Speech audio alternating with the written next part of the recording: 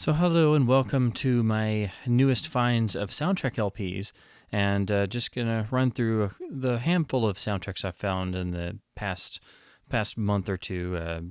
Since doing my original video, I've found a few nice pieces to add to the collection, and I try to be very, very stringent with what I pick up soundtrack wise in terms of condition and such, because since usually you're just listening to the score itself, the last thing you want to encounter is a wall of crackle and noise. So this is actually a title I've seen many, many times. You usually find it in most soundtrack bins. Of course, it's Henry Mancini's score for the classic film Charade. Beautiful jacket art, looks fantastic. This is the stereo pressing. I do believe there was an original mono release as well, which uses the same cover art with, of course, a few slight alterations. Usually when you find this, it's pretty trashed, pretty beat to death. The jacket's not in good shape like this one is. This was a local store find, and it was super cheap. Only cost me about $2 or so, and I was really happy at the condition of it. Plus, it's the original stereo pressing. You see a lot of copies of Charade, just like you do. Probably the one you see the most is Mancini's score for Peter Gunn, which had a number of releases. There was a Volume 2, and of course there was the mono, then there was the living stereo release, and someday I'd love to find that Peter Gunn album where it's not destroyed and doesn't cost like $20 or something. I love the jacket on that, and every time I look at one, it's just totally trashed. So I was very happy to find this. There's a slight glossiness on the front of the jacket, which is still on here very nicely, which was really, really cool. I did notice there is a little RE down here, which I don't know if that might stand for this being a reissue jacket or something. It is credited as being on the RCA Victor Dynagroove, which was supposed to be RCA's form of a deeper groove cutting they were doing in the early to mid 60s. They would advertise this. It's also on the jackets for the Mancini Pink Panther score, which of course was done about the same time period. So if you get an original copy of the Pink Panther score, it's got the Dynagroove on the jacket and labels. And here you see it talked about a little bit here on the back jacket that it's supposed to be a more premium listening experience. Of course, like most 60s jackets, the rear of the soundtrack is going to be printed in black and white. You have a little bit about the film and the composer and a nice candid shot of the composer, which I always really love those. So again, the jacket on this is in really nice shape. It's obviously got some edge wear along the top, but for what these usually turn up in condition-wise, I was like, man, I can't believe this is only $2. What's cool is it does have the original inner, which just promotes other RCA Victor titles. Of course, included is Mancini's famous score for Breakfast at Tiffany's, which you could have gotten on LP as well at the time.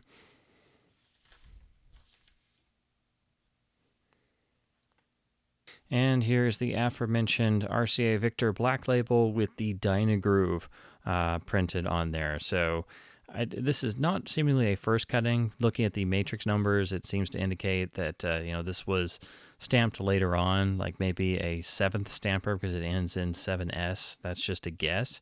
Of course, this is a very popular album, very popular film, so they must have gone through a number of stampers, but the vinyl itself is in pretty good shape. It looks quite clean. It does have a number of surface scuffs and things, surviving all these years, but it's definitely the cleanest bin copy of this I've ever found, so it was definitely a title I was happy to pick up, if only for the awesome condition of the jacket alone.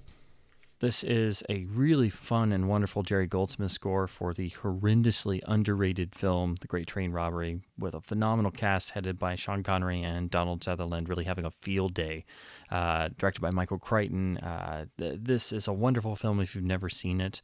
It's a really peculiar blend of a heist film and a comedy and a period film, and really there's not quite anything like this particular film, so highly recommend it if you've never seen it.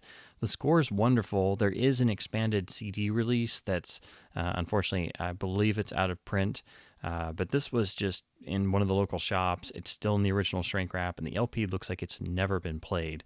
So I was very happy to pick this up with the gorgeous original poster artwork on here.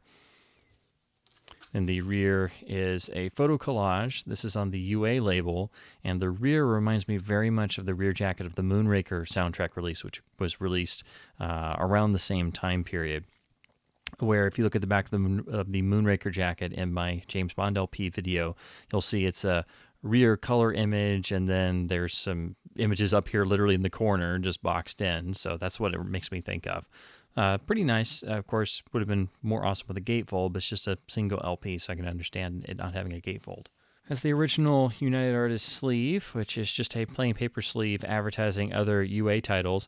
As you can see, the inner sleeve itself is practically unused. So I mean that just tells you this thing was maybe listened to once, if not twice, and then put back on a shelf. So condition wise, this thing is fantastic. So while of course it's not the expanded remaster CD program, which of course be a lot more expensive than a couple bucks, I couldn't pass this up. And of course, being late 70s UA, it is on the Golden Sunburst or Suncloud label, however you want to determine or call it. But this was the final major UA label before they switched over to doing Liberty labels, because the UA record division, I can't remember if they merged or got bought out by Liberty, but yeah, this is how all UA releases would look for the late 70s. Again, super ultra clean surfaces. Like I said, I think this was played maybe 1 or 2 times in its past ownership. The sound of this is really lovely. I've had a chance to do some sampling, and I've meant to revisit this film for ages. There's, of course, a nice Blu-ray out nowadays as well, but again, really nice presentation on here. One day I would like to get the complete CD score, but this will tide me over for now. Right now, my inner classic film nerd is screaming at me because I should hate this film and everything associated with it, because it dared remake Out of the Past, but the soundtrack is quite good, and the film is better than just being a remake of one of the great film masterpieces of the 1940s. It basically follows in the trend that kind of got started by Lawrence Kasdan on Body Heat, and sort of basically reimagining and updating Double Indemnity's plot for the 1980s, and then Against All Odds kind of does that a few years later with Out of the Past, and sort of started a neo-noir resurgence for the 80s, culminating in stuff like, say, for example, the remake of DOA, and a number of other remakes, and then a lot of new films made in the neo-noir genre. This, of course, is the very successful soundtrack headlined by the Phil Collins title song for the film, which does hold up pretty well. I know a lot of Phil Collins' solo work isn't exactly for everybody, but he's a phenomenally talented, supremely underrated musician, and you don't come across original copies with the hype sticker. This is a promo copy, as evidenced by the big Atlantic checklist down here with the tracks and the credits and the timings for using this in a radio scenario as a copies for DJs. Atlantic was really big about making their promos with these big stickers where you could easily do the track times and plan out your set lists and have all the credit information, and having it really big where it was easy to find, where you didn't have to flip all over it. Of course, it's very big and takes up most of the art, but it's also, you don't come across the Atlantic promos every day. Plus, you have the original hype sticker on.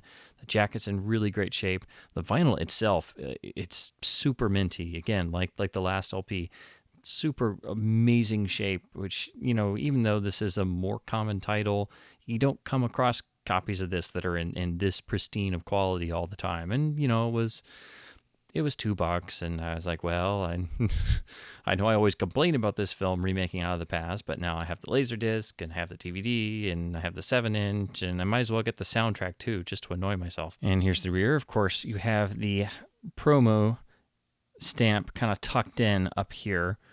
They literally put it over the title, which is kind of odd. Normally they put it over in the corner.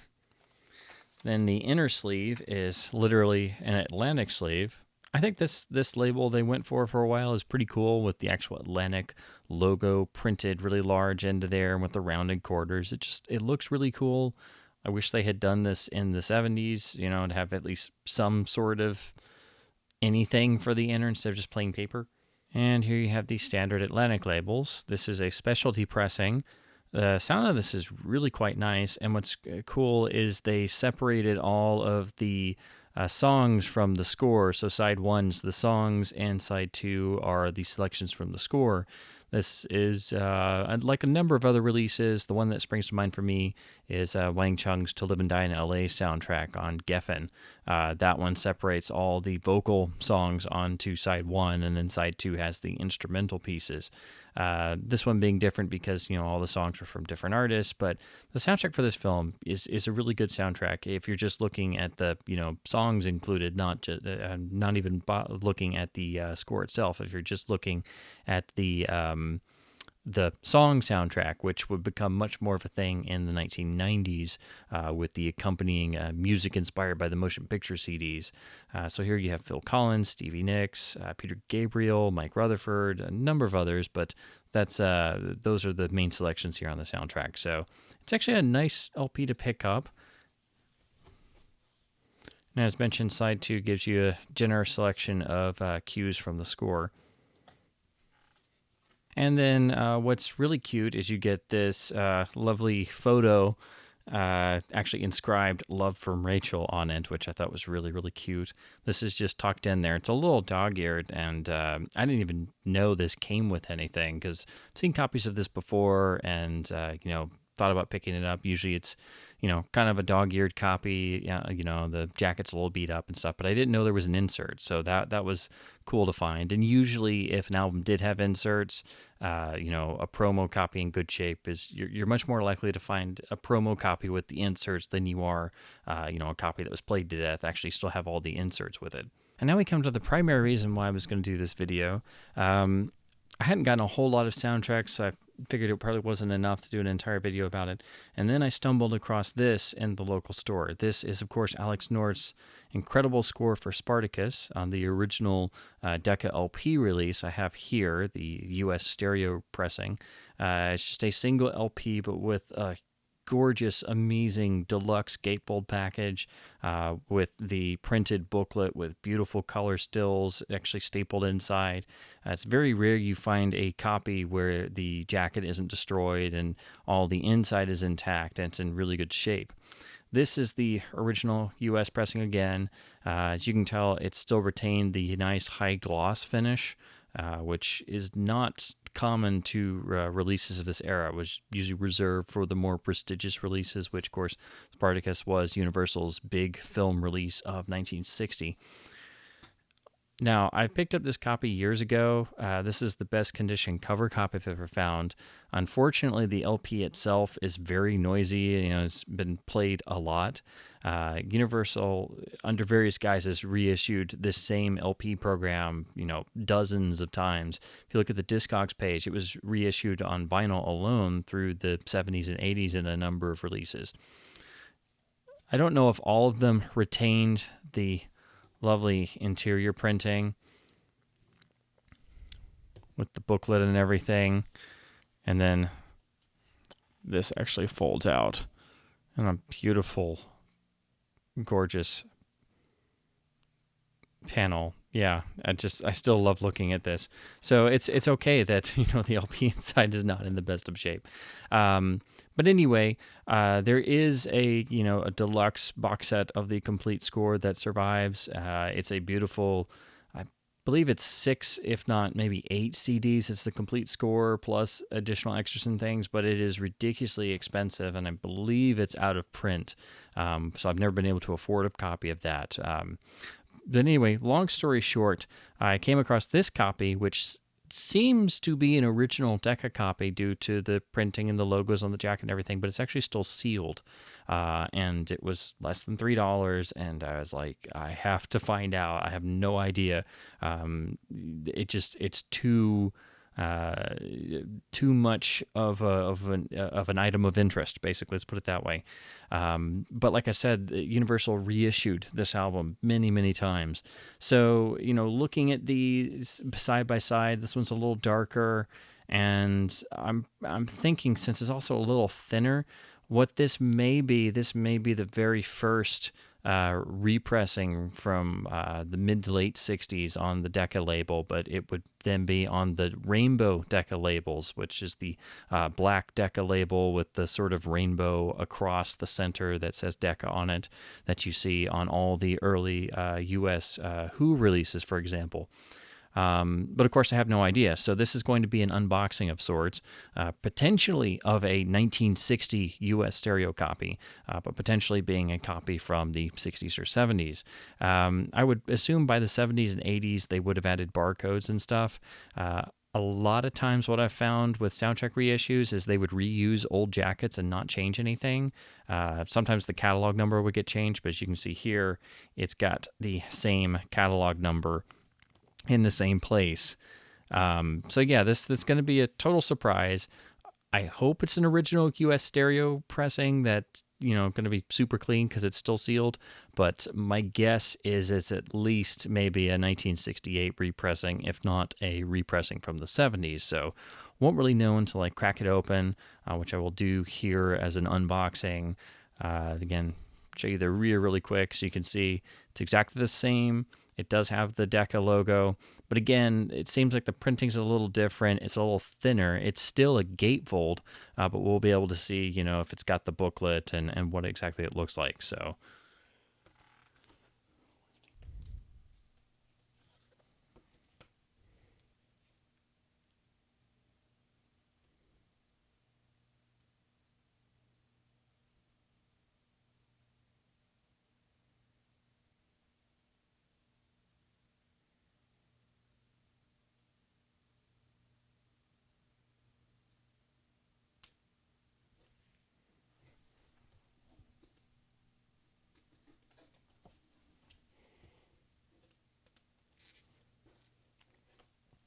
now I've got the shrink wrap totally loose on the side. So let me go ahead and slide the album out, and already I can see what looks like a 70s MCA enter, so I already know this is a repressing. But until I actually can see the LP, I won't be able to tell what era, because MCA would do the enters even on the Decca label. And, there we go. So it is a 70s MCA rainbow label. So this is presumably a repressing, probably from 73, 74, sometime around there. Let's see if I can get a date on this. So here you go. Anyone familiar with MCA releases from the 70s, this label should be very familiar to you. It's marked and dated as 1973, so I was about right.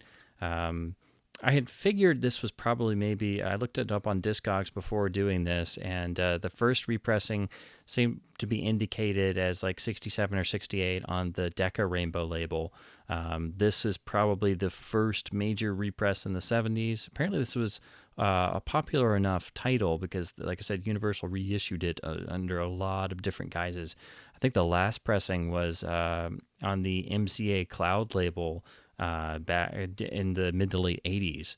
So I think it was like maybe 86 or 88 was the last vinyl pressing of this. And then, they put it out on CD for the first time at about the same time point with the same LP track listing. So I will compare this to my 1960 original copy. Of course, this is going to be a heck of a lot cleaner.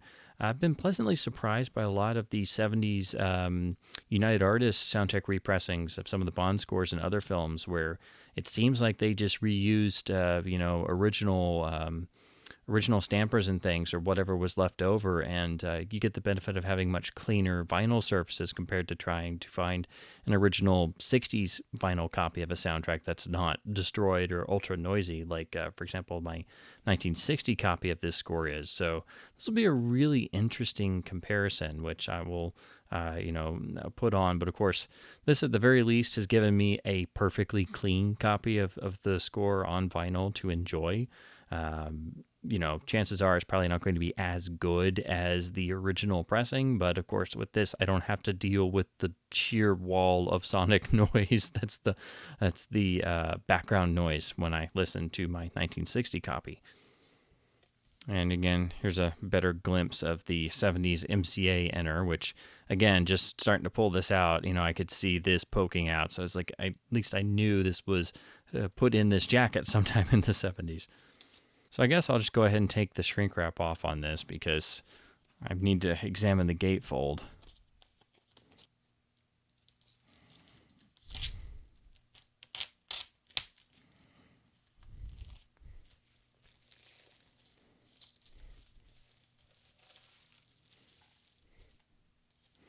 right, so here we go. Oh, wow. The spine is ultra tight because apparently, this thing has been bound together in the shrink wrap since 1973. So it definitely will take a little while to be able to open up. I don't want to force it or anything as of now, but they actually did replicate the booklet. It's stapled in here. The fold-out poster is here intact. The color printing seems a little different. Of course, it's never been opened, so that definitely does make a difference. But if you can tell, the photo here looks a little bit lighter, a little bit softer in the printing.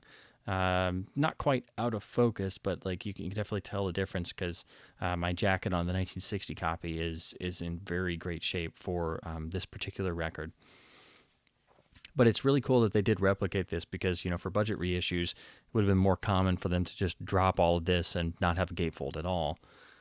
And of course, getting a copy like this means you can enjoy the interior, which on most original copies is pretty much shot by this point, and the booklets are long since gone from the gatefold. But it's still the same booklet. It's hard to do this upside down. The edges are still kind of sticking together because it's never been opened before. But yeah, everything's here.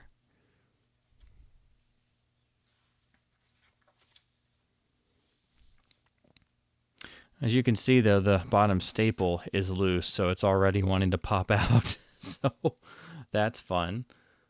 I don't know if that's because it's been sealed all these years or, if it was just, somebody wasn't careful when they put it in here in the first place back in the factory. So yeah, that's already wanting to pop out. It looks like it's just kind of attached and glued here at the top anyway, but at least everything's here, and it is cool to see that they maintain that. And here's the rear again. Again, I was hoping this was the first repress or an original copy because there's no mention of MCA. It's got Decca. It's got the original catalog number. But like I said, you never know with Soundtrack reissues because they would just reuse old jackets or reprint old jackets and not change anything. When I got my copy of the Pink Panther score, it was sealed. It had Dynagroove, and I opened it, and it was a mid-70s tan RCA label copy, and I was sadly disappointed because I always wanted an original copy, still do. But that is a beautiful, clean copy that sounds really, really nice with that score. So I'm hoping this will do the same and give me a nice, clean vinyl copy to complement my 1961. Hopefully I can eventually find an original 1960 stereo copy that is in really clean shape, but that's a much harder chore to do. And for $2-3, this is a really nice piece to have, and it's really great that it does maintain the original gatefold and fold-out poster and everything. Well, that solves the mystery of the sealed Spartacus pressing, and that will wrap up this video. Not a whole lot of soundtracks I picked up this time, but I always try and wait until I have a few things to talk about instead of just making a video about a single LP. And this was just a special case because I always think it's really interesting finding one of these sealed soundtracks and you just have no frickin' idea what vintage the pressing is inside because the jackets are that confusing.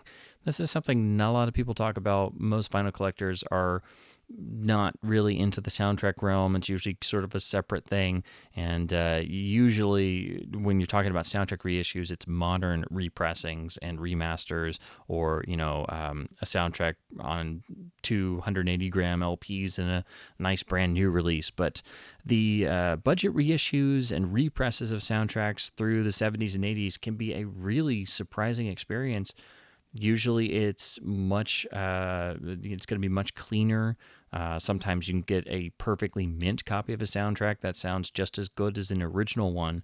But I will say, usually if you put them side by side, even with the cleanliness factor, it usually will not have like that pure sparkle or that, you are there feeling because you're listening to the first or the earliest or the original pressing of that soundtrack. I've had that experience. For example, I have the 70s UA Goldfinger reissue that United Artists did. Sounds beautiful, was much quieter than my first copy of the US stereo from 64.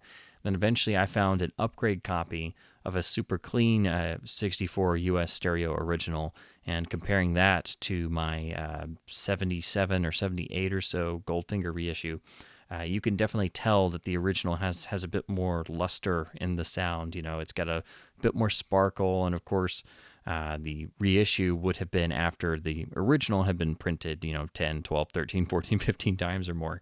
So I'm expecting that to happen on this to some degree, but again, my original copy is so ridiculously noisy and not in very good shape for the actual LP itself that it will be a relief to have a clean playing version. So as always, hopefully you can take something from this, go into your own record hunting and soundtrack hunting. Hope you enjoyed this. Thanks ever so much for watching, and see you in the next video.